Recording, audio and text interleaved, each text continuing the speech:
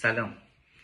دیدم که نوشته اخیرم بعضی از هواداران جمهوری اسلامی رو خیلی عصبانی کرده، بد و بیرا گفتن که در شرایط جنگی باید وطن، باید ایران. اولا خیلی خوشحالم که شما یاد وطن و ایران افتادید، ولی قبلش باید به چند تا سوال جواب بدید. یک، شما در این سالها از کسی حمایت کردید و همین امروز هم دارید پشت سر او می ایستید که میلیاردها دلار پول این کشور رو صرف سوریه کرد و گفت اگه در سوریه نجنگیم باید در تهران و اصفهان و همدان بجنگیم. این جمله‌ش دیگه.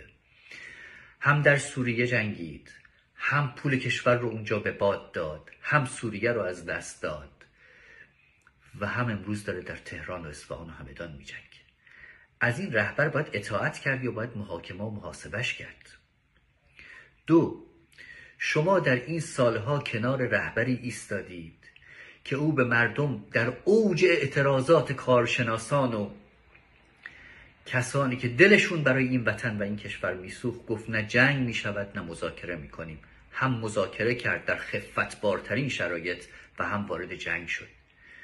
چنین کسی رو باید محاسبه و محاکمه کرد یا باید همچنان در کنارش ایستاد؟ سه، شما از حکومتی در این سالها حمایت کردید که سیاستگزار اصلیش طبق قانون اساسی هم در برنامه چشمانداز توسعه و هم در سایر سیاستهاش قول داده بود که ایران بشه کشور اول منطقه.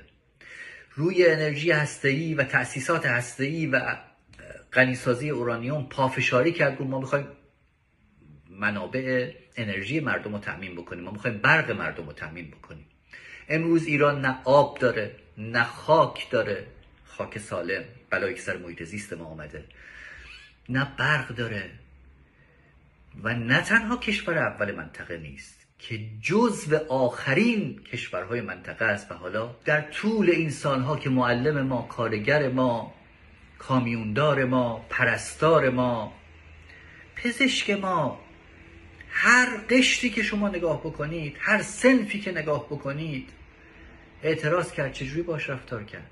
دانشجوی ما جز سرکوب مگه پاسخی داشت؟ ایران به مردمش ایرانه، به امنیتش ایرانه، به آب و خاکش ایرانه، به همه اینا ایرانه دیگه. این حکومت برای ایران چی باقی گذاشت؟ مردمش، حرمت و کرامت مردمش، عزت مردمش، سلامت آب و خاکش چی باقی گذاشت؟ شما خجالت نمیکشید از وطن و ایران حرف میزنید؟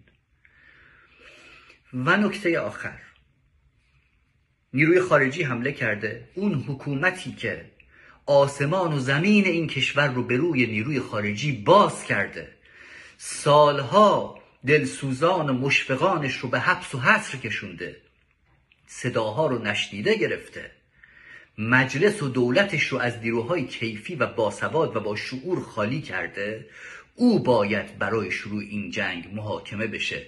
اون حکومت رو باید برانداخت، اون حکومت رو باید به سلابه کشید که تو غلط کردی، آسمان و زمین کشور رو به روی دشمن باز کردی، به روی خارجی باز کردی، به روی هر چی که میخواید اسمش رو بذارید، که دشمن اصلی ایران همین حکومته. و شما کسانی که دارید از این دشمن حمایت میکنید، شما حرف از وطن نزنید، شما حرف از ایران نزنید.